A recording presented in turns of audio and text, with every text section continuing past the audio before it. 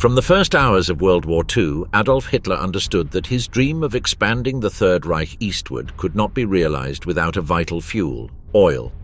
And of all the countries in Europe, only one held the key to this energy: Romania. Far from being a minor partner or a mere satellite of the Axis, Romania became Germany's second most important military supplier after the Wehrmacht itself. With its oil fields, troops sacrificed on the Eastern Front, and ideological loyalty to anti-communism, Romania not only supported Hitler's war, it sustained it. Yet its contribution was buried in historical silence, overshadowed by German and Soviet narratives. The country that shed the most blood for the Reich was also the first to be forgotten. In 1939, as Europe watched German movements in Poland with concern, German military intelligence produced a secret report. If Romania fell under Soviet or British influence, the war would be unsustainable for the Reich. Germany produced less than 10% of the oil it needed for its war machine. The rest had to come from Ploiești, a Romanian city hosting some of the world's most advanced refineries. Unlike other Axis allies, whose participation was symbolic or limited, Romania delivered something no other nation could provide: fuel for tanks, planes, trucks and submarines.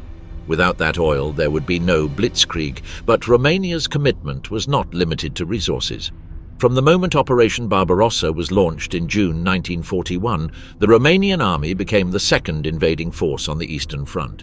That year alone, more than 300,000 Romanian soldiers crossed the Prut into Bessarabia, marking the start of a territorial recovery campaign that quickly turned into a war of extermination against the Soviet Union. Hitler, impressed by Romania's willingness to sacrifice human lives for the common goal of destroying communism, called the country his most reliable ally. For Berlin, Italy was a problem to be sustained. Hungary, a regional rival causing jealousy. Finland, a tactical ally. Only Romania combined ideological fanaticism, energy resources, and absolute military commitment. Throughout 1941 and 1942, Romania mobilized more than 1 million men, a disproportionate number for its population of 14 million. For Germany, this meant that 1 in 14 Romanians wore a uniform, fighting in the name of the Reich. No other Allied country contributed as many soldiers to Hitler's cause. Italy, with a larger population, mobilized fewer. Slovakia and Croatia sent symbolic units. Even Japan, nominally an ally, shared no fronts and sent no troops to Europe. Romania, by contrast, became the backbone of the Axis effort on the southern Soviet flank. Romania's strategic importance became brutally clear during Allied bombing raids on Ploiești. In August 1943, over 170 American bombers attacked the Romanian refineries, known as the Oil Heart of the Reich. The attack, called Operation Tidal Wave, was one of the costliest for the US Air Force in the entire war. The Romanians, operating anti-aircraft batteries and German-supplied fighters, defended their territory with unusual ferocity. General Alfred Gerstenberg, in charge of air defenses, stated that the Romanians fought as if defending not only their homeland but the fate of the Reich. These refineries produced the fuel-powering Panzer tanks at Kursk and Messerschmitt planes at Stalingrad. German propaganda momentarily exalted Romanian loyalty, showing soldiers with German-style helmets and uniforms fighting shoulder to shoulder in Ukrainian wheat fields. But behind that camaraderie were deep tensions. German officers despised their allies, considering them inferior in training and discipline, even though they relied on them to hold the front. Despite the disdain, the Germans knew one undeniable truth. Without Romania, the war in the East was impossible. Human losses were overwhelming. By 1944, Romania had suffered more than 300,000 deaths and nearly 400,000 wounded and missing.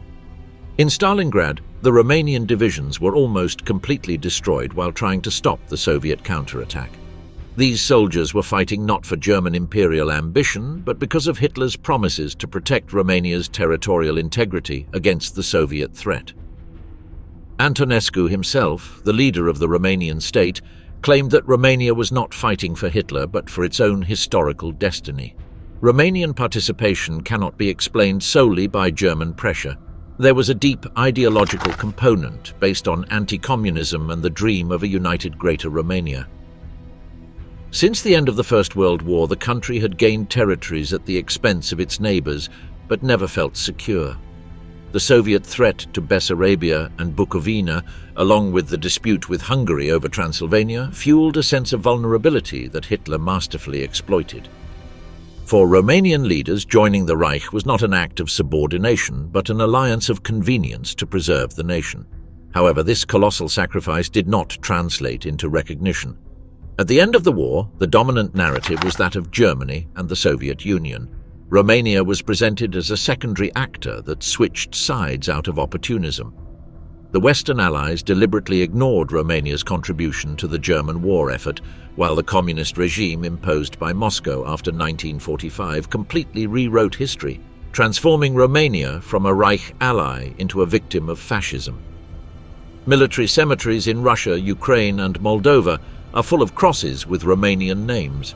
In Sevastopol, Odessa, and Stalingrad, the remains of hundreds of thousands of soldiers lie buried far from their homeland. They died for a foreign empire that never considered them equals, but whose victory depended on their sacrifice.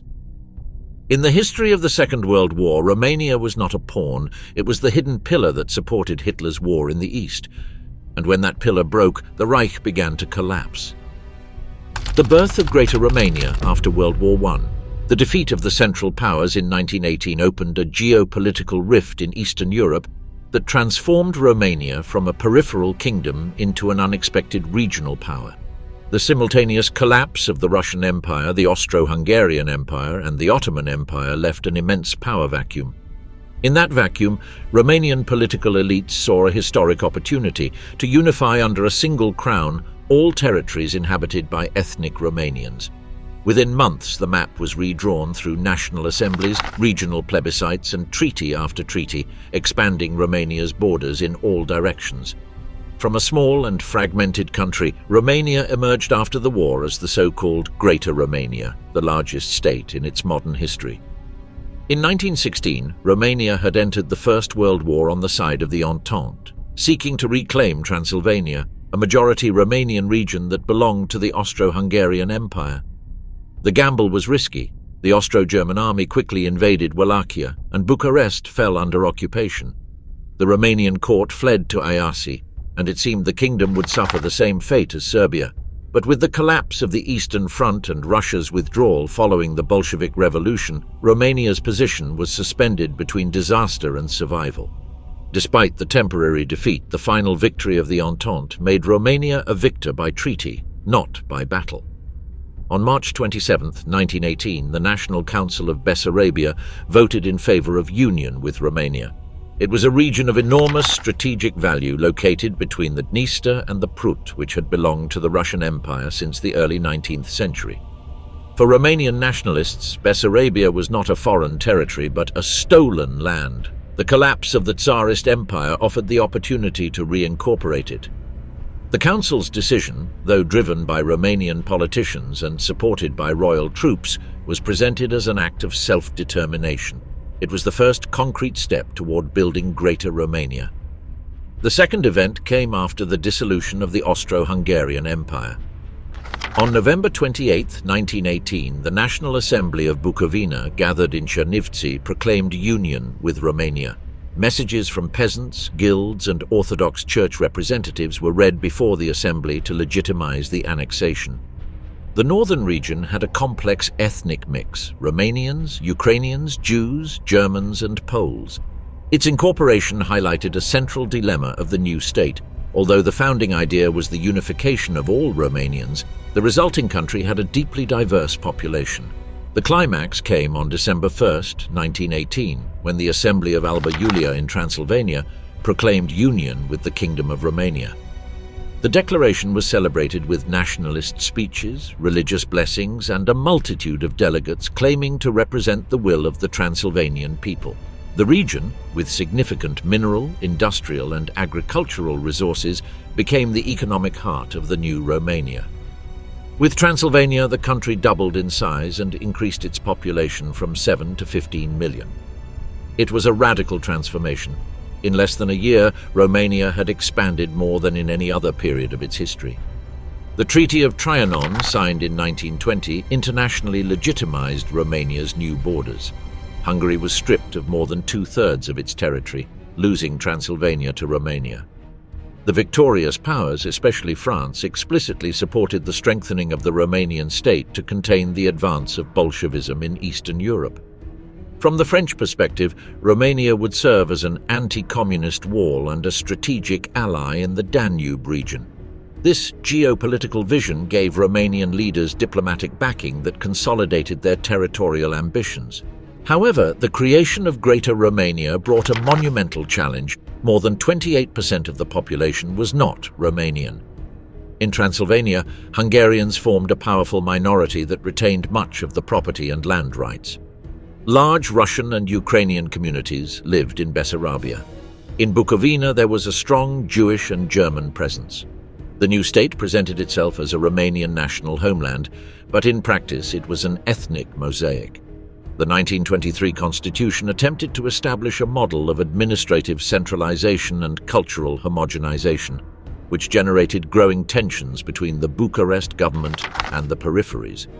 The Romanian state sought to legitimize its expansion with a policy of Romanization, granting privileges to ethnic Romanians over minorities. Schools, courts, and public institutions had to operate exclusively in Romanian. Agrarian reforms were implemented that redistributed land from Hungarians and Germans to Romanian peasants. These policies fueled deep resentment, especially in Transylvania, where the Hungarian population viewed the new administration as an occupation. Romanian nationalism, rather than consolidating a unified identity, intensified internal conflicts. At the same time, territorial expansion brought a process of modernization.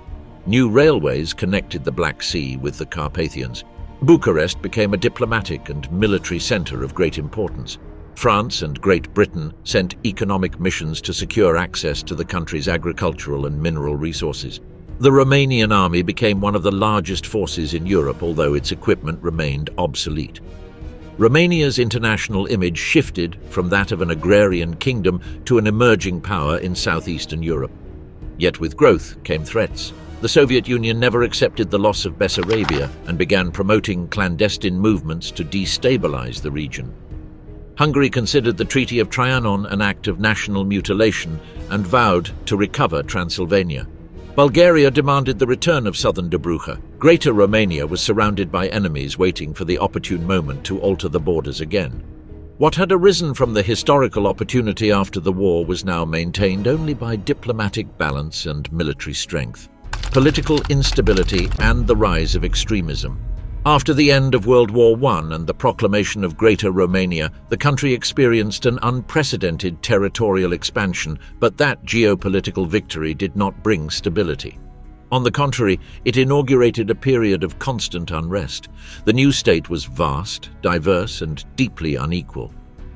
The central administration in Bucharest attempted to govern newly annexed regions with laws and structures imported from the Old Kingdom, while ethnic minorities actively resisted Romanization.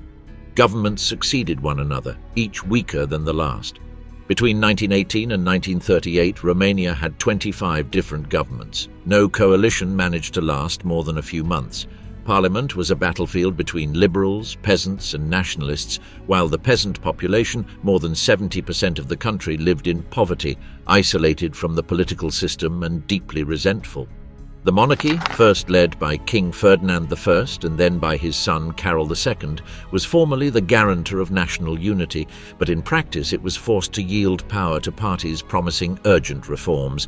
The liberals, dominant in the 19th century, lost support due to their ties with urban elites and the oil industry. The Peasant Party, representing millions of impoverished farmers, demanded radical agrarian reforms and decentralization. Every attempt at reform clashed with resistance from Hungarian, Jewish, and German minorities, generating disputes that paralyzed the state. Strikes multiplied.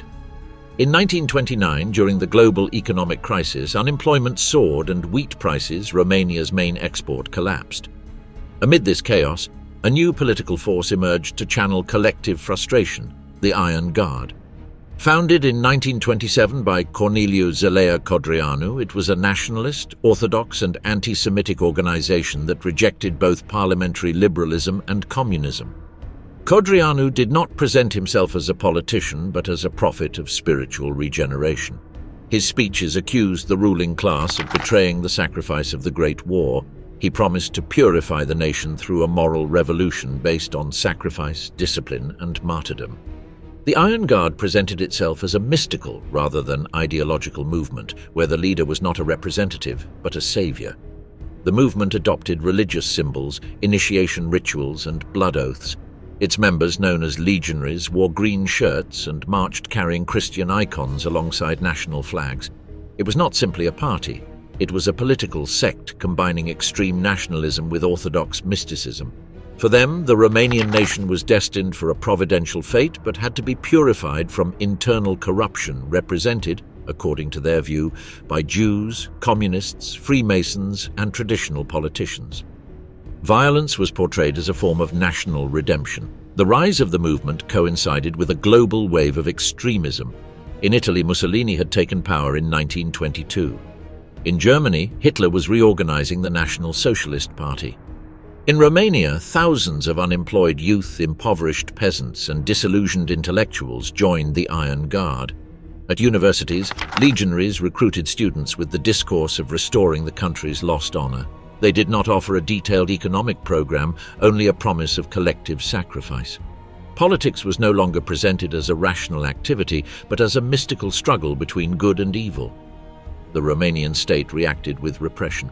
In 1933, the Liberal Prime Minister Ion Duca banned the Iron Guard and ordered mass arrests. Days later, legionaries assassinated Duca at the Sinaia train station. This political attack marked the beginning of terrorism as a political tool. Codreanu was imprisoned, but the movement grew even more. In the 1937 elections, the Iron Guard received 15% of the votes, becoming the third force in the country. Faced with the possibility that the legionaries could come to power through legal means, King Carol II decided to intervene directly. Carol II, an ambitious and authoritarian monarch, had returned to the country in 1930 after a voluntary absence. He distrusted the traditional parties and feared Codreanu's rise. In February 1938, he dissolved Parliament, abolished the constitution, and established an authoritarian monarchy. He ordered the arrest of Codreanu and hundreds of legionary militants. In November of that same year, Codreanu was strangled in prison and his body thrown into a mass grave. The government announced that he had died trying to escape. Far from destroying the movement, his death turned him into a martyr. The Iron Guard did not disappear. It fragmented into clandestine cells that swore revenge. The country entered a phase of permanent tension. The king ruled by royal decrees but lacked popular support. The traditional parties had been eliminated. The legionaries conspired with army officers, and above all, a new threat loomed on the horizon: the expansion of Nazi Germany. As Hitler occupied Austria and dismantled Czechoslovakia, Romanian nationalists began to see Germany not only as an ally but as a model. The crisis of the 1930s was not simply economic or political, it was existential. Greater Romania was surrounded by territorial enemies, undermined by ethnic conflicts, and torn by an internal ideological struggle. Liberal democracy, imported from the Western model, failed to take root. Instead, the country slid into radicalism. Politics ceased to be a competition of ideas and became a struggle for national survival. In that climate of fear and despair, extremism ceased to be an option and became the only imaginable way out for millions of Romanians convinced that only force could save the nation from its own collapse. The crisis of 1940 and the rise of Ion Antonescu. The year 1940 marked the political collapse of the Romanian state. What had been presented for 2 decades as the culmination of the national dream, namely Greater Romania, fell apart within months. The Western powers, guarantors of the order established after the First World War, had fallen or were on the verge of surrender. France, Bucharest's main ally, capitulated to Germany in June. Great Britain was retreating to its islands in a defensive position. The Soviet Union, strengthened by the Molotov-Ribbentrop Pact of 1939, was pressuring Bessarabia. Hungary, supported by Hitler, demanded the return of Transylvania. Bulgaria claimed southern Dobruja. Romania, surrounded by enemies and without international allies, found itself isolated. On June 26, 1940, the Soviet Union sent an ultimatum demanding the immediate handover of Bessarabia and northern Bukovina. The Crown Council met urgently. King Carol II, aware that the Romanian army could not withstand a Soviet offensive while Germany dominated Europe, accepted the demand. The withdrawal was carried out hastily. Soviet troops entered the cities of Chernivtsi and Chisinau in less than 48 hours. Roads filled with civilians fleeing westward, fearing reprisals. Without a single battle, Romania lost over 50,000 square kilometers and nearly 3.5 million inhabitants. The diplomatic blow had immediate effects on internal stability. The population perceived the withdrawal as a betrayal. Political parties blamed the king. The army demanded an investigation. The Iron Guard took advantage of the crisis to denounce the decay of the corrupt regime. In July, Hungary submitted a formal claim for Transylvania to Berlin and Rome. Hitler and Mussolini summoned Romanian and Hungarian representatives to Vienna to resolve the dispute. The Second Vienna Arbitration, signed on August 30, 1940, awarded northern Transylvania to Hungary. The territory, with more than 2.6 million inhabitants, included key industrial cities, strategic agricultural lands, and the largest concentration of Romanian minorities outside the Old Kingdom. The territorial humiliation did not end there. On September 7th, Romania was forced to sign the Treaty of Craiova, by which it ceded southern Dobruja to the Kingdom of Bulgaria. In just 3 months, the country had lost a third of its territory. Romania's international image as a regional power evaporated. The army, resentful and desperate, held King Carol II directly responsible. The population, exhausted by corruption and authoritarianism, demanded new leadership capable of restoring sovereignty. In this context of total crisis, the figure of General Ion Antonescu emerged. A career military officer and veteran of the First World War, Antonescu had served as Chief of Staff and Minister of Defense. He was known for his disciplinary rigor, radical anti-communism, and distrust of traditional parties. For months, he had openly criticized the king for his political alliances and personal life marked by scandals. In military circles, he was considered the only man capable of negotiating with Hitler from a position of strength. On September 4, 1940, Carol II summoned Antonescu to the royal palace. In a brief meeting, the general demanded full powers to reorganize the state. He would not accept being prime minister under the traditional authority of the monarch. He claimed the title of conducator, leader of the state, following the European fascist model. He stated that only a strong and authoritarian regime could save the nation from collapse. The king, without support, was forced to yield. He signed the decree granting Antonescu extraordinary powers. But the pressure did not stop there. The Iron Guard, led by Horia Sima after Codreanu's death, demanded revenge against the king for the repression of 1938. The legionaries demanded the restoration of their political rights and direct participation in the new government. Antonescu, aware that he needed a civilian support base, agreed to negotiate with them.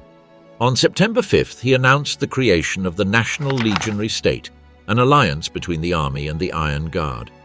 King Carol II was forced to abdicate in favor of his 19-year-old son, Michael I, who assumed the throne as a symbolic figure without real power. The fall of the king marked the end of the parliamentary system established in 1918. Antonescu presented himself as a national savior. He promised to recover lost territories and restore the country's honor. To this end, he immediately sought Germany's support. On September 13th, Hitler sent a military mission to Romania. German officers began training the Romanian army and supervising the defenses of the Ploiesti oil fields. The presence of German troops on Romanian soil was presented as an act of protection, but in reality, it consolidated the country's strategic dependence on the Reich. Antonescu justified his alliance with Hitler not as submission, but as a geopolitical necessity. He argued that only the Axis could guarantee territorial integrity against the Soviet Union and Hungary. He believed that Germany would win the war and that Romania, as its most loyal ally, would receive territorial compensations.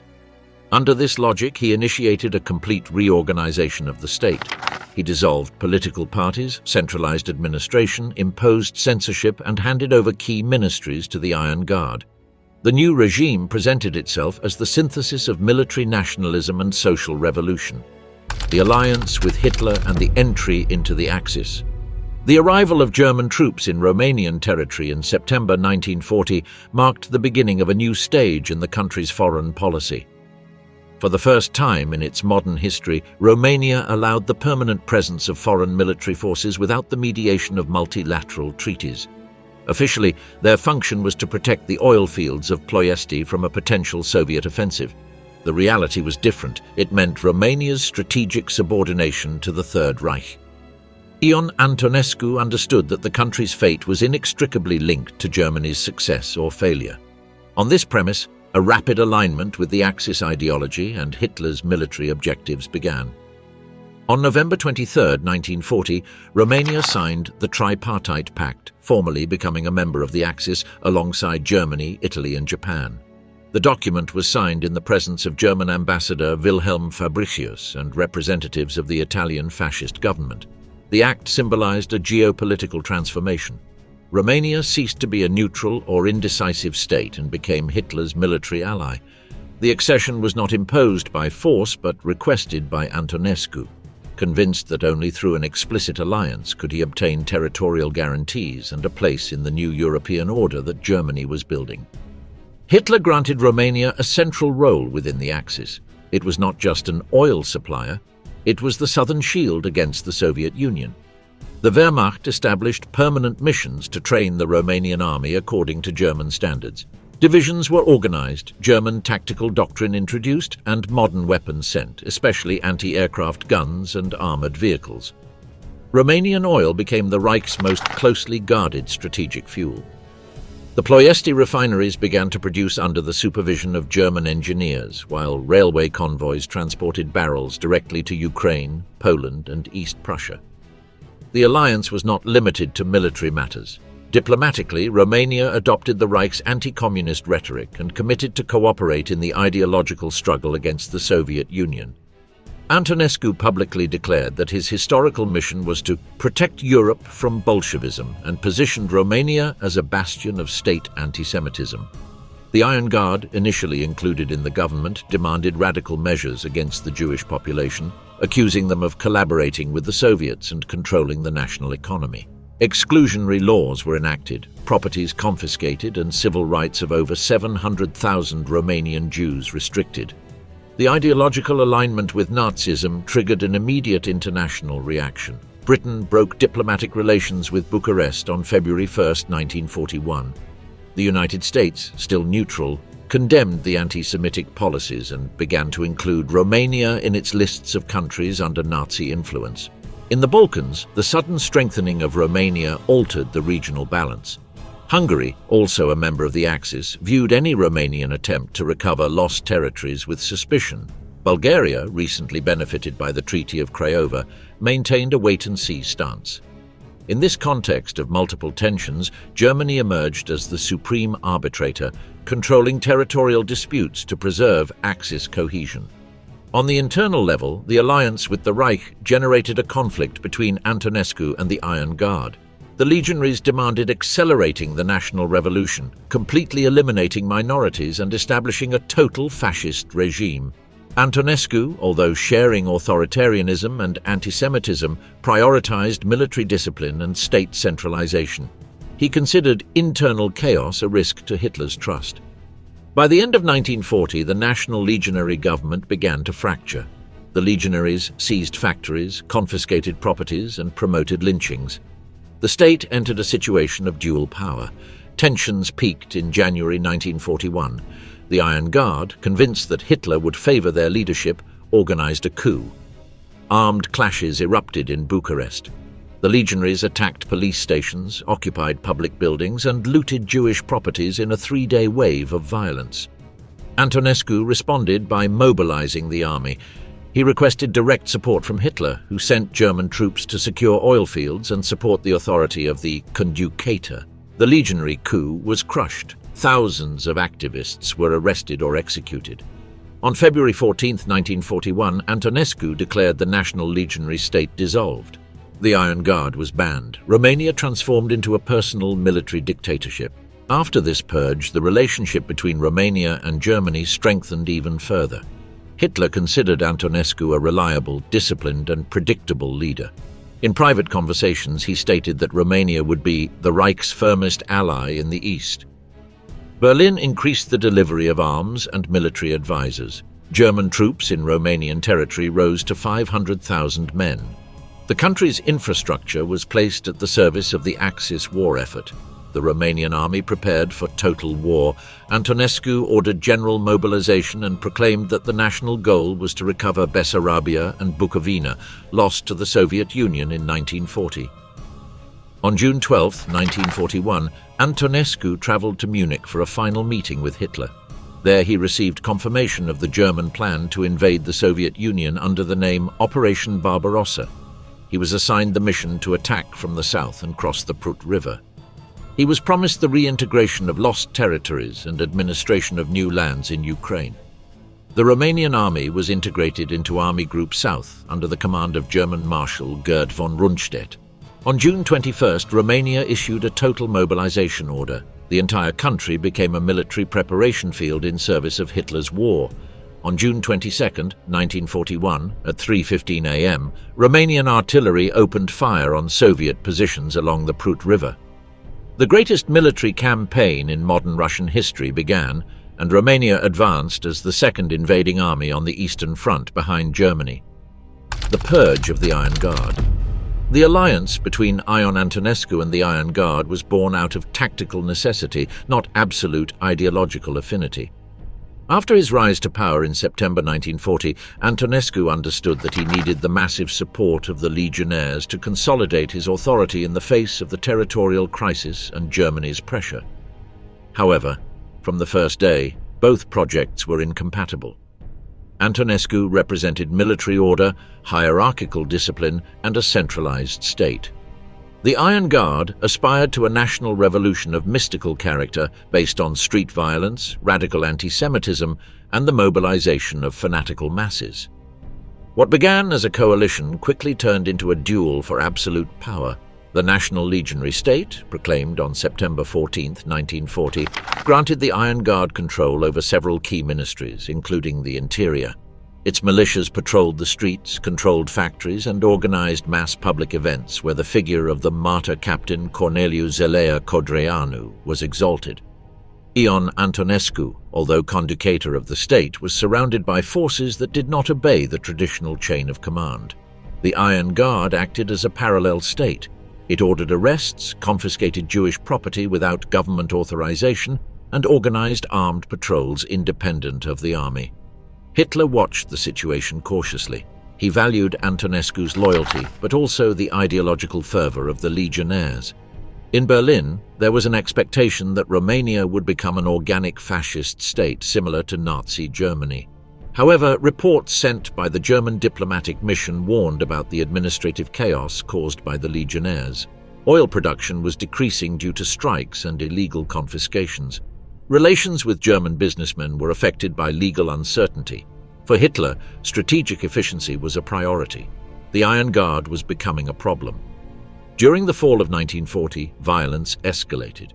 In November, legionnaires murdered the economist and former Prime Minister Nicolae Iorga, an internationally respected figure. Days later, Virgil Maggiaru, leader of the National Peasant Party, was killed. The wave of attacks shook the ruling class. Antonescu ordered the arrest of the perpetrators, but the Iron Guard responded by occupying public buildings and demanding total amnesty for its militants. The relationship between the two powers became unsustainable. The breaking point came in January 1941. The Iron Guard, convinced that Germany would support a fully fascist government, organized an armed uprising. On January 21st, an uprising broke out in Bucharest. Legionnaires occupied police stations, blocked roads, and called on the population to rise against Antonescu. The Interior Ministry, controlled by them, issued statements proclaiming the start of the Second National Revolution. For 3 days, the streets of the capital became scenes of looting and executions. Jewish property was set on fire. In the city slaughterhouse, legionnaires killed dozens of civilians in an act of ritual terror. Antonescu reacted with determination.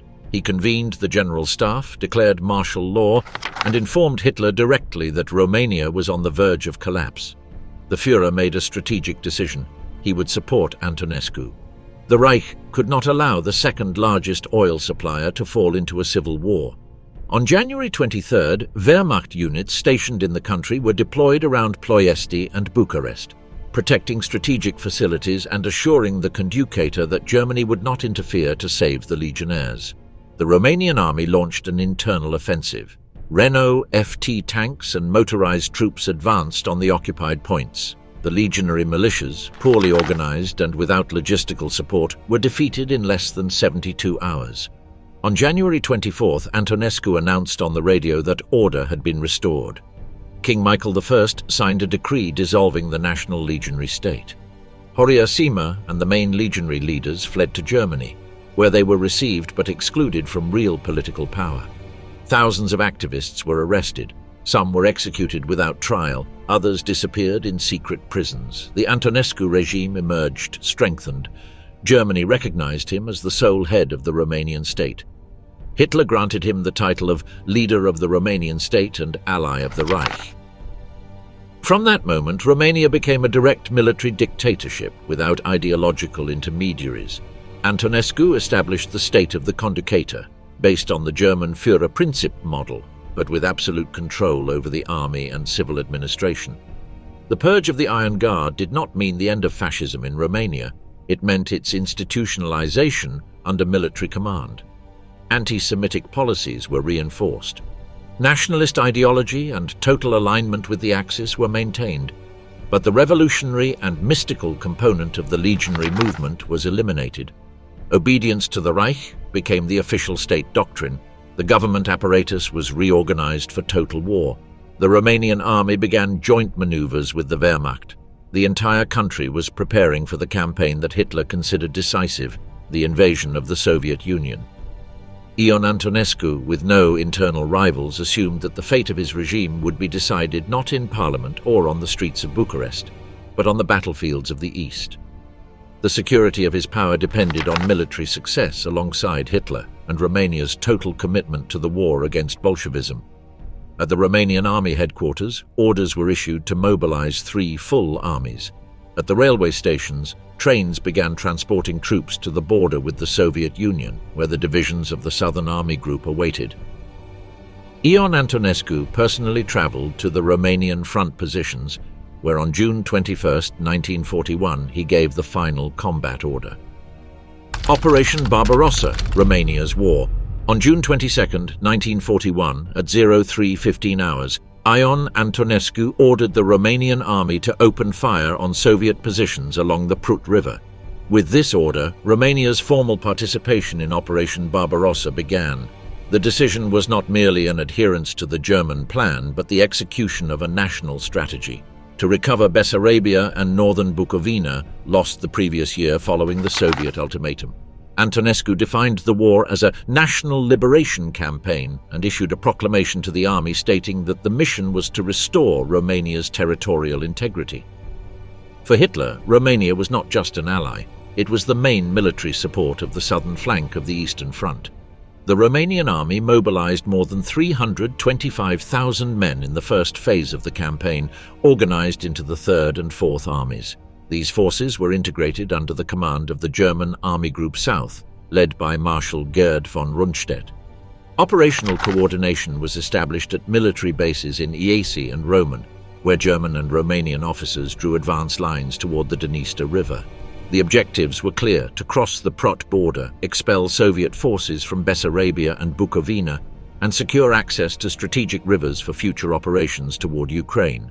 The offensive began with intense artillery bombardment, followed by air attacks on Soviet airfields. Red Army troops, surprised by the scale of the attack, retreated in disarray. Romanian mountain divisions advanced in the eastern Carpathians, while infantry units crossed the swampy terrain of the Prut. The Soviet command, confused by the speed of the advance, issued contradictory orders that contributed to the initial collapse of the front. The 4th Romanian Army crossed the river at multiple points using mobile bridges and ferries under constant enemy fire. Antonescu personally monitored the operation from his headquarters in Iasi. He demanded hourly reports and communicated directly with division commanders. For him, the advance was not only a military matter but a political one. Every recovered kilometer was meant to consolidate his national leadership and demonstrate Romania's strategic value to Hitler. In Berlin, High Command reports highlighted the motivation of Romanian troops and their discipline in combat. Hitler sent a direct message congratulating Antonescu on the heroic return of the lands taken by Bolshevism. The Romanian advance faced increasing resistance. The Red Army began reorganizing around fortifications in Chisinau and Cetatea Alba. Soviet units, supported by T-26 tanks and heavy artillery, launched counterattacks that slowed the offensive.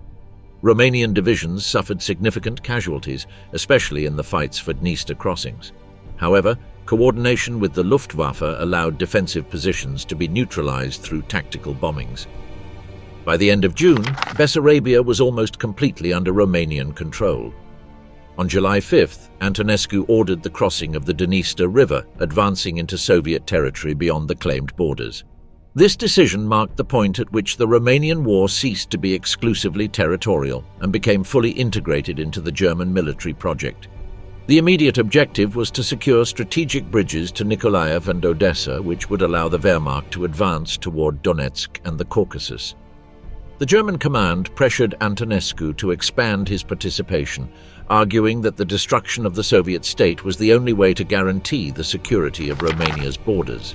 Romanian forces reached Tighina on July 9th. There, a new joint German-Romanian headquarters was established. Operational orders indicated that Romania would administer the occupied territory between the Dniester and Bug, later known as the Transnistria Governorate. Control of this region ensured a vital logistical corridor for the southern front and strengthened Romania's strategic position within the Axis. The Romanian military administration began establishing command posts, requisitioning resources, and reorganizing the territory under wartime legislation.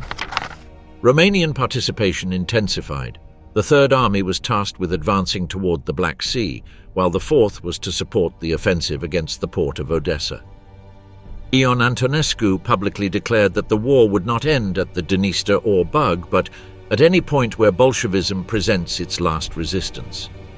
This declaration consolidated Romania's integration into the ideological and existential war against the Soviet Union, aligned with Hitlerian rhetoric of total war.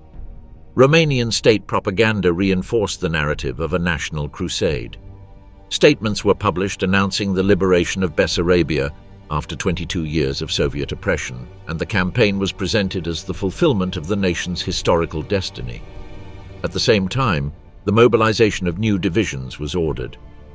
By August 1941, more than 450,000 Romanian soldiers were on the Eastern Front, making Romania the second-largest Axis army in terms of deployed forces, surpassed only by Germany. The advance continued into southern Ukraine, where Romanian troops captured Balta, Birzula, and Dubasari, securing railway lines and strategic depots. Soviet resistance intensified as the Southern Front troops received reinforcements from the interior. The battle for Odessa, in particular, emerged as the first decisive test of Romanian offensive capability without massive direct support from German units. Ion Antonescu faced a crucial decision: halt the advance at the limits of the old border, or push into Soviet territory as an integral part of Hitler's war machine. The German-Romanian command issued a final order before the final assault on the most important Black Sea port city. Ion Antonescu personally assumed responsibility for conquering Odessa.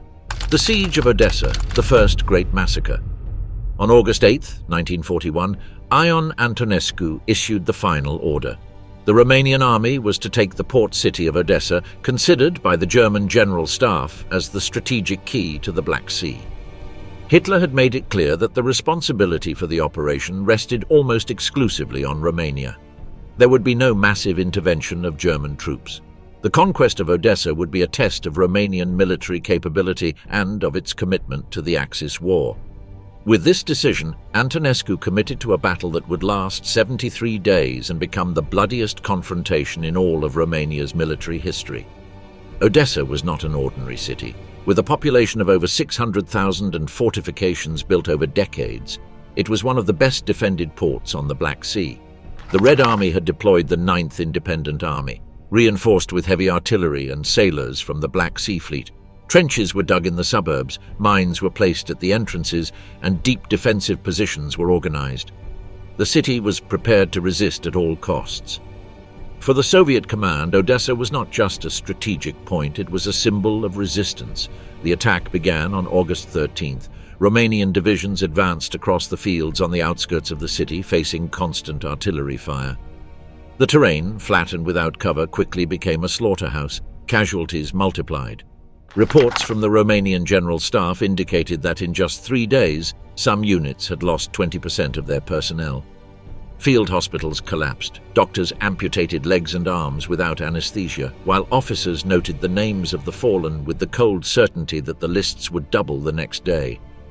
Antonescu ordered the attack to be intensified. He believed that a retreat would compromise national prestige and call into question Romania's value as a Reich ally. The Fourth Army, under the command of General Nicolae Ciuperca, launched a series of frontal assaults against Soviet defenses. Romanian forces managed to penetrate the first line but were stopped in the suburbs by Soviet counterattacks, supported by naval fire from the sea. The Black Sea Fleet bombarded Romanian positions with devastating accuracy. Human losses reached unprecedented numbers. By August 24th, casualties exceeded 27,000, including dead, wounded and missing. Infantry units ran out of ammunition before the end of the day. The Romanian General Staff requested intensive air support. The Luftwaffe responded with massive bombings of the port and industrial districts. Explosions ignited fuel depots, destroyed shipyards, and caused thousands of civilian deaths. The city sank into a mix of smoke, fire, and shrapnel. The streets were covered with corpses. Soviet authorities reported to Stalin that Odessa was destroyed, but the civilian population refused to surrender. The offensive continued without pause. Romanian engineers dug trenches just a few meters from the Soviet lines. In some sectors, the fighting took place house by house, room by room. Soldiers bled out in basements among ruins under the fire of machine guns hidden in collapsed buildings. The air in the trenches was saturated with the smell of burning flesh. Antonescu, pressured by Hitler, rejected any suggestion of retreat. He ordered reinforcements to be brought from the interior of the country. Reserves, retired officers, students from military academies were mobilized. On September 12th, the situation reached a critical point. The Fourth Army had suffered more than 80,000 casualties. Antonescu personally traveled to the front. He observed the battlefield from a camouflaged command post. He witnessed ambulances transporting amputated bodies, trucks returning empty because men refused to board, exhausted and broken by hunger and thirst. General Ciuperca warned that continuing the frontal assault would mean total destruction of the army. Antonescu immediately dismissed him. Under new orders, the offensive was restructured. Heavy artillery was concentrated, and tunnels were dug to place explosives under Soviet positions. On October 2nd, a gigantic explosion destroyed an enemy barracks, killing hundreds of defenders. It was the turning point. Soviet resistance began to crumble due to lack of supplies. Stalin ordered the evacuation of Odessa by sea. On the night of October 15th, the city was secretly abandoned by Soviet troops. The evacuation was covered by naval fire while the last defenders left mines and explosive traps in their retreat. On October 16th, the first Romanian units entered Odessa. The city was in ruins. The air was unbearable due to the smell of decaying bodies. The streets were covered with craters, buildings reduced to rubble, factories charred. Romanian soldiers walked silently among mountains of corpses. There was no celebration, no music, no speeches, only orders to occupy the destroyed sectors and secure the port for military use. The final report of the Romanian High Command recorded 93,000 of its own casualties and more than 60,000 Soviet. Never before in its history had the Romanian army paid such a high price for a single city. Ion Antonescu informed Hitler that Odessa had fallen. The Führer responded with a congratulatory telegram highlighting the Romanian sacrifice as proof of their loyalty to the Axis. Romania had demonstrated its absolute commitment to the war, but that military triumph revealed an undeniable truth. The war against the Soviet Union would be a conflict of extermination, measured not in kilometers conquered but in corpses accumulated. And Romania, like Germany, could no longer stop. Die Besetzung von Transnistrien und die Vergeltungsmaßnahmen. After the fall of Odessa, the Romanian government assumed the administration of a vast territory between the Dniester and Bug rivers, known as Transnistria. Ion Antonescu considered this region not a mere temporary occupation, but a natural extension of Greater Romania. On August 19, 1941, Adolf Hitler issued an official order granting Romania full control of Transnistria as a reward for its decisive role on the Eastern Front. With an area of over 40,000 square kilometers and an estimated population of 2 million, the territory was transformed into the Transnistria Governorate, directly administered by Bucharest under military authority. The administrative capital was established in Odessa. Gheorghe Alexianu, a jurist close to Antonescu, was appointed plenipotentiary governor with civil, judicial, and military powers. His mission was twofold: to exploit economic resources to support the war effort and to ensure political control by eliminating any center of resistance. Initial orders stipulated the confiscation of crops, requisition of livestock, control of river and rail transport, and the creation of a network of garrisons along major urban centers and strategic villages. The Romanian forces quickly faced an invisible enemy, Soviet partisans. Before evacuating the region, the NKVD had left clandestine groups responsible for organizing sabotage, destroying bridges, and attacking convoys. Civilian resistance also mobilized. Women and the elderly hid fighters in basements and caves, while leaflets circulated calling to not cooperate with the occupiers and to set fire to military warehouses. For the Romanian state, any act of sabotage was considered terrorism. Summary military courts were established with the authority to execute without appeal.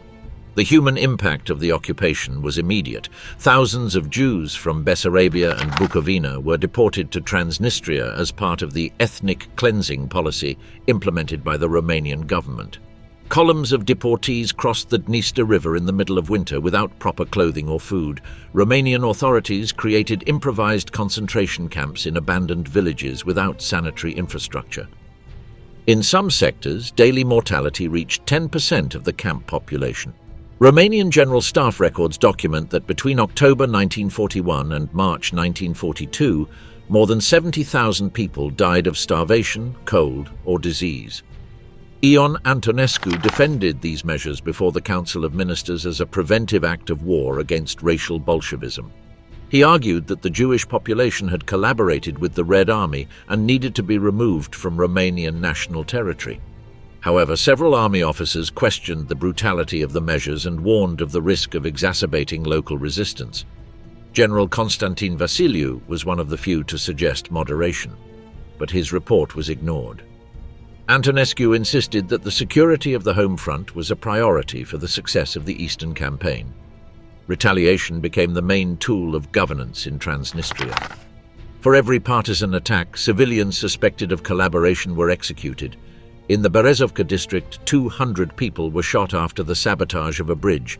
In Golta, entire villages were burned as collective punishment. Internal operational orders stated that severity is the only guarantee against communist subversion. Thus, the occupation turned into a parallel war, distinct from the frontal war against the Red Army, a war of security, reprisals, and ethnic cleansing. In Odessa, tensions reached their peak in October 1941. On the 22nd of that month, an explosion destroyed the headquarters of the Romanian General Staff installed in the former NKVD building. 67 Romanian and German officers died, including the garrison commander. The investigation concluded that it was a bomb placed under the building before the Soviet withdrawal. Antonescu reacted with an immediate order of retaliation. For every officer killed, 200 civilians were to be executed. In the following 48 hours, thousands of people were gathered in military warehouses, shot or hanged in public squares. Explosive charges were used to destroy buildings full of prisoners. The Odessa massacre was recorded as one of the bloodiest episodes perpetrated by Axis forces on the Eastern Front. The repression did not stop the resistance. On the contrary, it increased it. The partisans intensified attacks. Railway lines were sabotaged in Tiraspol. In the Ananiev district, a supply convoy was ambushed and its soldiers executed. The Romanian army responded with encirclement operations, burning forests and villages. The population was trapped between the guerrillas and the occupying army. Despite efforts to stabilize the region, reports sent to Bucharest indicated that administration was unsustainable in the long term without permanent German military support. The occupation policy went beyond territorial control. A system of forced labor was implemented. Thousands of prisoners were sent to repair roads, build fortifications, and dig trenches for future operations. Agricultural production was almost entirely diverted to the Eastern Front. Hunger began spreading among the local population.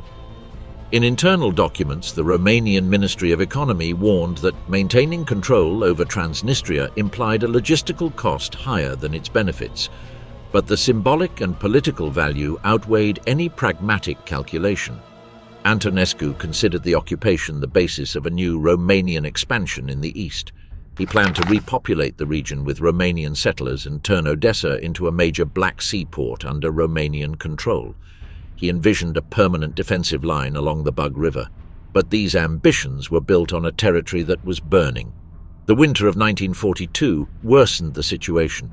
Roads froze, supplies dwindled, and disease-related casualties multiplied. Field hospitals were overwhelmed. In some sectors, Romanian units lost more men to typhus and pneumonia than to enemy fire. Warnings began arriving from Berlin. The German High Command informed Antonescu that Romanian resources needed to focus on the upcoming offensive towards Stalingrad and the Caucasus. The occupation of Transnistria had to be maintained with the minimum number of troops. The main front required reinforcements. Ion Antonescu accepted the orders. On July 9, 1942, he ordered the mobilization of new divisions to the Eastern Front, leaving behind a reduced garrison and a civil administration facing a hostile population. Governor Alexianu committed to maintaining control by administrative means without additional military assistance. The region remained under permanent tension, turned into the rear of the Axis Southern Front, and a laboratory of state repression. The territory, conceived as part of the future Romanian national expansion, became a space of resistance, disease, and death, while Romanian divisions advanced toward the battlefields of the Don and the Volga. The Crimean Campaign and the Siege of Sevastopol. The Crimean Peninsula represented a fundamental geostrategic objective for the German command.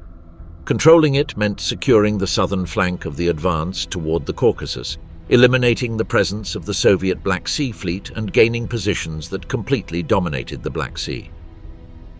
Adolf Hitler believed that once Sevastopol was taken, the Soviet Union would lose its naval maneuverability and its influence over the Balkans.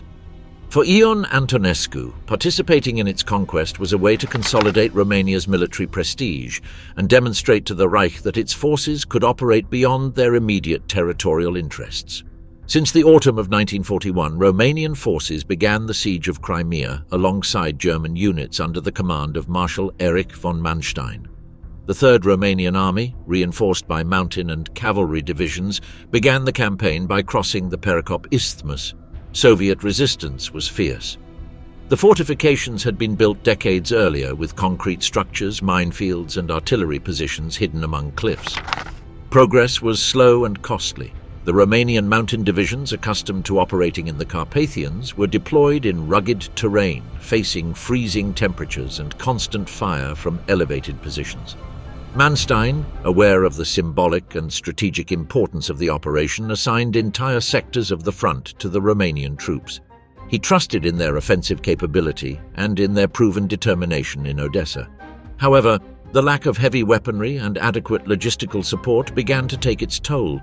Romanian soldiers advanced with obsolete rifles and short-range mortars, facing Soviet fortifications protected by naval guns and long-range artillery. To compensate for these deficiencies, Antonescu ordered the mobilization of additional units and requested direct support from Hitler for modern equipment. The winter of 1941 was brutal. Trenches froze.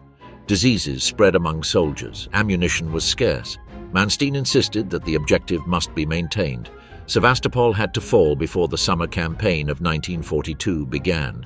The city, fortified in 3 defensive rings, had underground arsenals, armored tunnels, and artillery positions built into rock. It became one of the most formidable defensive points of the entire war.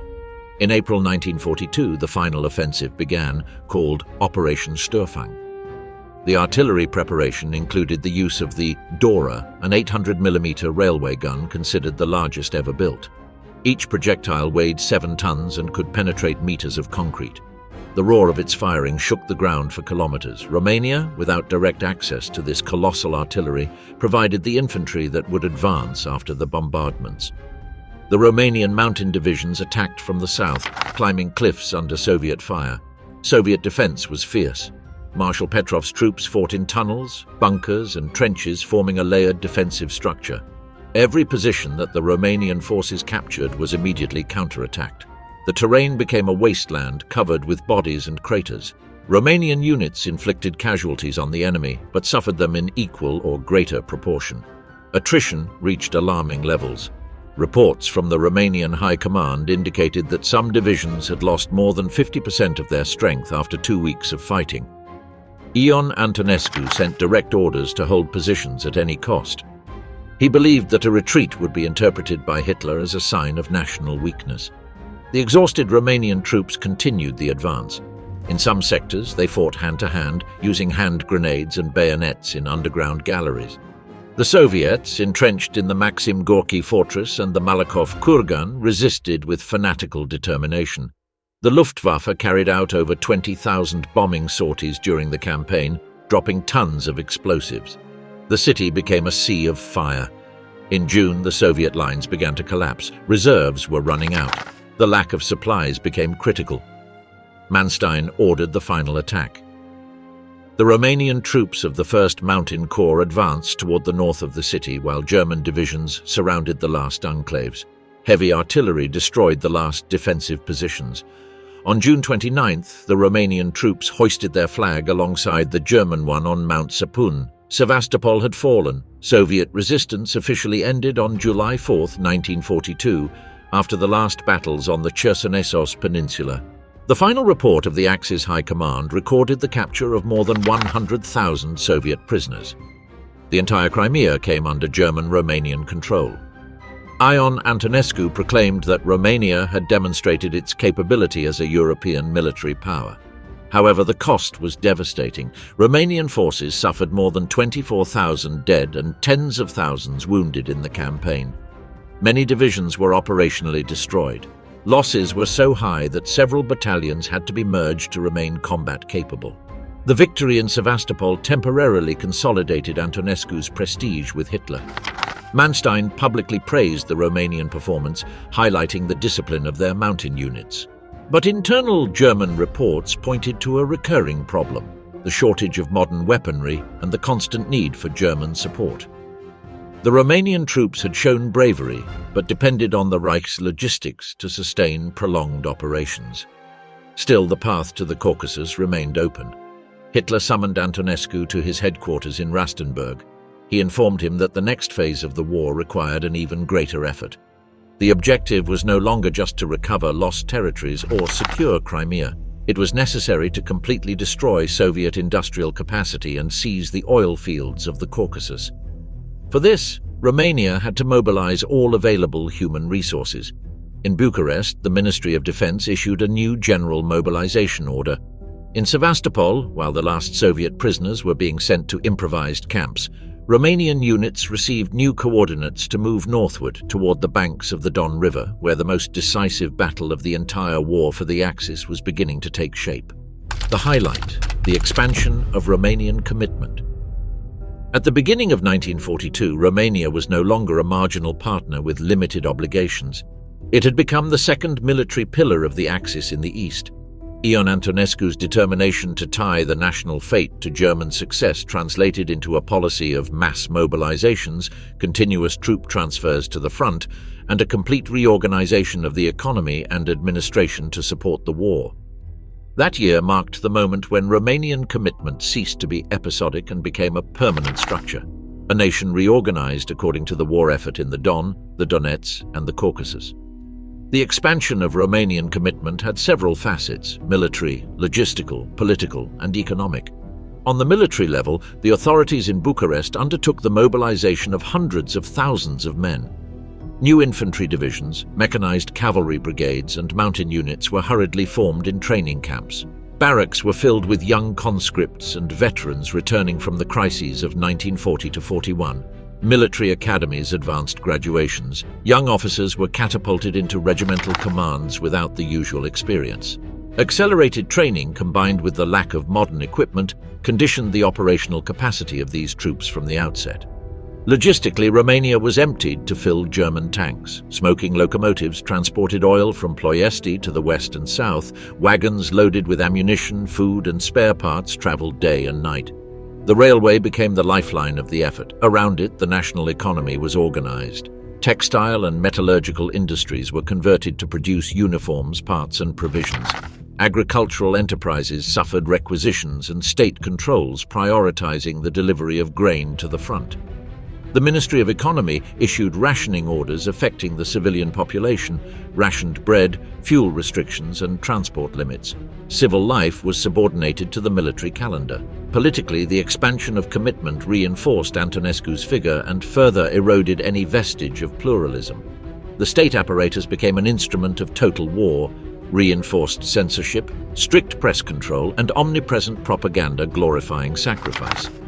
Parliament did not exist as a real forum for debate.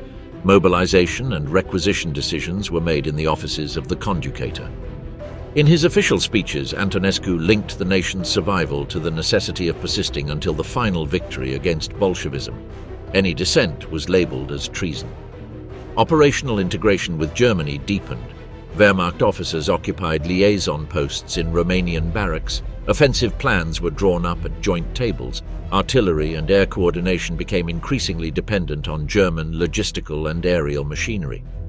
At the front, combined orders required Romanian divisions to assume line sectors and rearguard functions, while German formations led the heaviest assaults. Even so, in the sectors assigned to Romania, maintaining offensive initiative was demanded. Capturing and holding positions, managing occupied territories, and protecting the supply flow to the heart of the general offensive. The scale of the commitment became evident during preparations for the summer campaign of 1942. Romania mobilized troops for the offensive toward the Caucasus and operations in Stalingrad, sending army corps that had to support entire flanks of Army Group South. Antonescu's political decision was clear. Romania would demonstrate its valor not only by reclaiming lost territories, but by risking men and resources in the Reich's strategic initiatives. Consequently, Romanian forces saw their responsibilities expanded, protecting the right flank in the steppe, securing logistical lines, and occupying territories with increasingly extensive garrison duties. The human cost of this expansion was immediate and brutal. Casualty figures accumulated in 1942 reflected a worn-out country, entire divisions decimated, regiments inoperative due to lack of replacements, field hospitals saturated with wounded who would never return to the front. In the rear, entire families received news of the loss of a father, son, or brother. In many villages, headstones without full names multiplied. The state, however, continued prioritizing speed over recovery.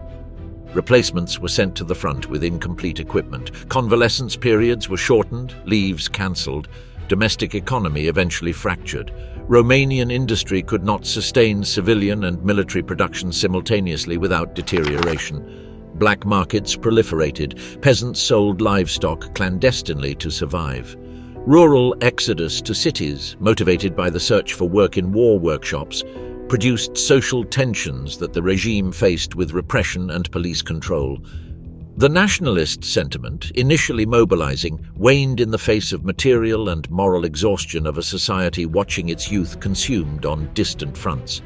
On the international stage, Romania's expanding commitment had contradictory effects.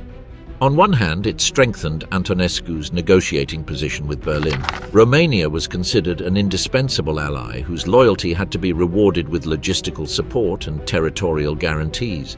On the other hand, growing dependence on the Reich became more visible. Without German support, Romanian capabilities were limited. The security of Ploiesti, the economic backbone, largely depended on air protection and convoys escorted by German troops. The paradox became evident. The greater the Romanian contribution, the greater its subordination to German strategic policy. While Romanian divisions advanced southward and recorded tactical successes, strategic reality began to show cracks. Supplies arrived late, railway lines were degraded by sabotage and bombings, and lack of spare parts caused failures in armored vehicles and trucks. Yet, Antonescu ordered new mobilizations and sent more units to the front, convinced that the prolonged resistance of the Third Reich could still sustain a decisive victory in the east. Stalingrad, the total disaster. On November 19, 1942, the Soviet Operation Uranus began, the counterattack that would change the course of the war in the east and seal the fate of the Romanian army. While the German Sixth Army fought street by street inside Stalingrad, the Soviet High Command launched two large envelopment offensives against the flanks, held almost exclusively by Romanian troops. The Romanian Third Army, deployed north of the Volga, and the Fourth Army, positioned to the south, lacked modern anti-tank weapons, mechanized transport, and sufficient air support. Reports sent to Hitler and Antonescu weeks earlier warned of the danger. "We are exposed." There was no response. The Soviet encirclement closed in less than 72 hours. The initial attack was carried out by the Rokossovsky and Yeremenko fronts, supported by more than 800 T-34 tanks. The Romanian divisions resisted with light artillery and 37mm anti-tank guns incapable of penetrating Soviet armor. The positions quickly gave way. In the north, the 6th Romanian Division was overrun. In the south, the 20th Division disintegrated under fire. Communications collapsed. The Romanian High Command reported that the front had evaporated. By November 22, 1942, the Soviet spearheads met at Kalak, closing the encirclement on 300,000 Axis soldiers, including more than 150,000 Romanians. From Bucharest, Antonescu insisted on holding the positions. He considered a retreat as abandoning the alliance with Hitler. However, the disaster was irreversible. The Romanian divisions that were not trapped tried to break through but were isolated in pockets that were destroyed one by one. The 1st Romanian Army Corps held on at the Chir River with losses exceeding 60%. The 5th Division, surrounded near Raspopinskaya, fought for 3 days without supplies before being annihilated. The scale of the collapse was unprecedented in Romanian military history. In less than 2 weeks, the Third Army ceased to exist as an operational force. Of its initial 228,000 men, barely 12,000 escaped the encirclement. The Fourth Army suffered a similar fate. Of 75,000 troops, more than half were killed or captured. The total number of Romanian soldiers taken prisoner exceeded 110,000. Conditions in captivity were brutal. Only about 8,000 would return alive after the end of the war. The German forces, unable to break the encirclement, were trapped in Stalingrad. Hitler forbade any attempt to retreat. He ordered the Sixth Army to hold to the last cartridge. The Romanians were not part of the besieged corps, but their remnants fought on the edges of the encirclement or were sent to improvised positions poorly equipped to stop the Soviet tide. The Romanian army, on the brink of collapse, could not reorganize before the next offensive cycle. For the Romanian command, Stalingrad was not just a military defeat. It was the moment when the strategic illusion that the Axis could defeat the Soviet Union was shattered. National morale collapsed. Field hospitals filled with mutilated soldiers receiving scant medical attention. Families began to receive telegrams announcing the death or disappearance of fathers, husbands, and sons. The scale of the catastrophe made it clear that the war was no longer a reconquest campaign, but had become a dead end. Ion Antonescu ordered a detailed report from the General Staff. The document, presented in January 1943, concluded that the Romanian army was not capable of holding the front without massive material support from the Reich. In Berlin, Hitler demanded greater commitment. He ignored the losses suffered and requested new divisions. Romania, without strategic reserves, was forced to mobilize its last classes of conscripts. The disaster of Stalingrad marked the peak of Romanian commitment. From that moment on, the war would no longer be fought to expand borders, but to prevent the total destruction of the state. The collapse of the Antonescu regime. The defeat at Stalingrad caused a structural collapse in Ion Antonescu's regime. For the first time since 1941, the war ceased to be seen in Bucharest as a national enterprise of expansion and began to be perceived as a direct threat to the survival of the state. Public opinion, until then, fueled by the regime's propaganda, faced casualty figures impossible to hide. Tens of thousands of dead or missing soldiers, entire families in uncertainty, and cities bombed by the Soviet Air Force. The pact with Germany was no longer seen as a guarantee of security, but as the main cause of the tragedy. The political impact was immediate. Fissures appeared within the ruling elite. King Michael I, until then a decorative figure, began receiving secret reports from the General Staff, warning that Romania could not withstand a Soviet offensive on its own territory. Political parties, banned since 1940, initiated clandestine contacts to explore a negotiated settlement with the Allies.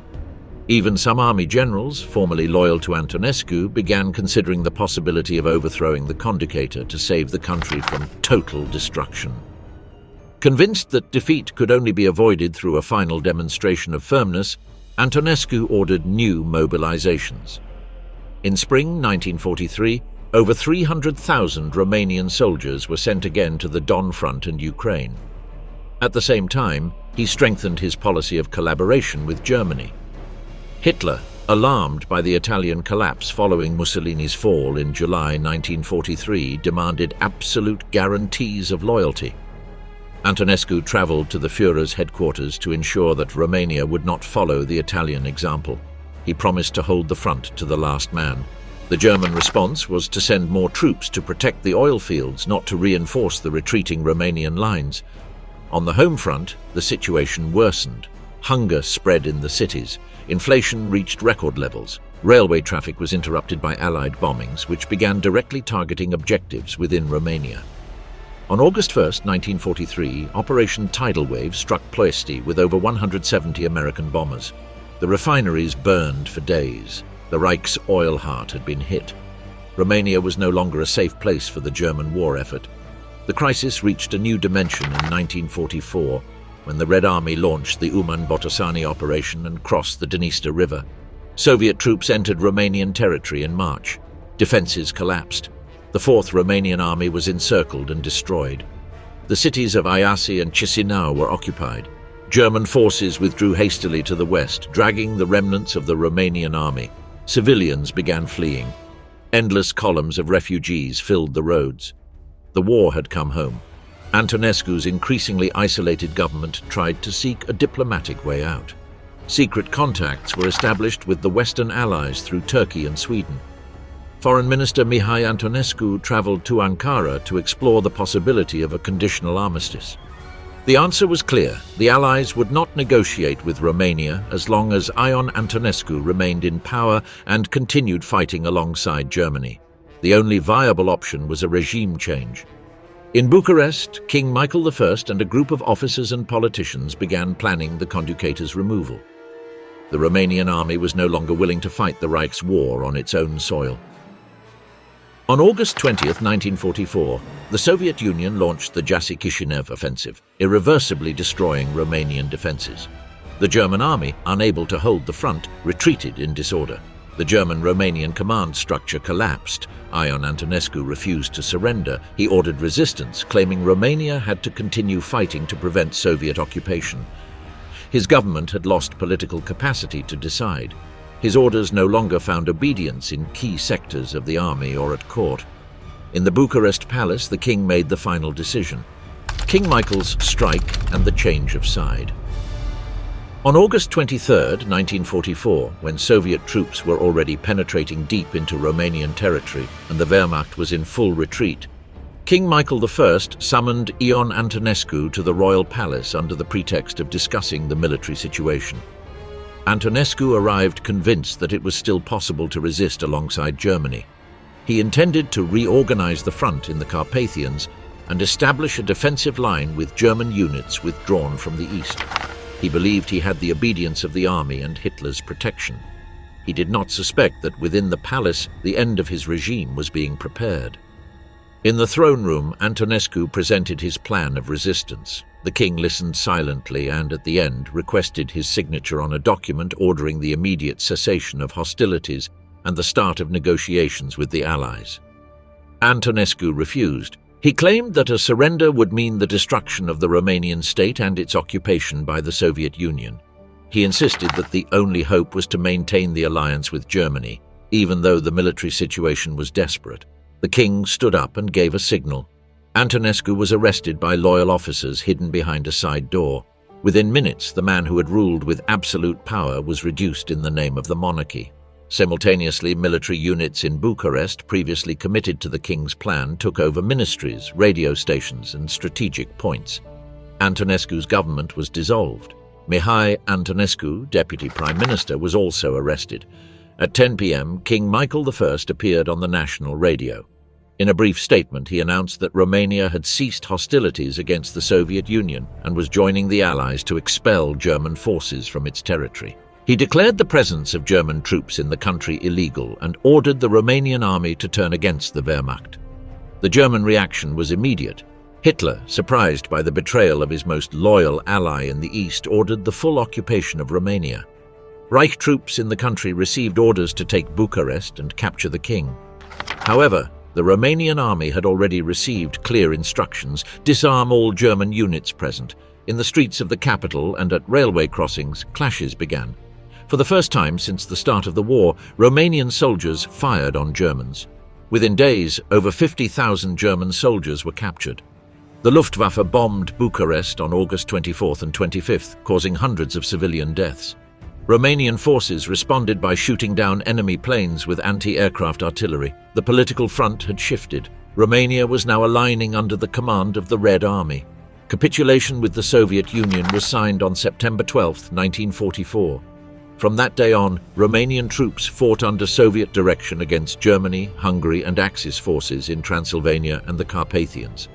The change of sides did not save Romania from occupation. Although the country declared war on Germany, the Red Army crossed the Prut River and established its headquarters in Bucharest. Soviet presence was legitimized by the new military alignment. The king, although nominally recognized, lost all effective power. Communist officers returned from exile and began occupying key positions in the new government. Ion Antonescu, arrested on August 23rd, was handed over to the Soviets. His regime disappeared in an instant. The alliance with the Reich, which had defined Romania's foreign policy for 4 years, was buried. In its place began a new stage of domination, marked by total Soviet influence and the dismantling of the old national state.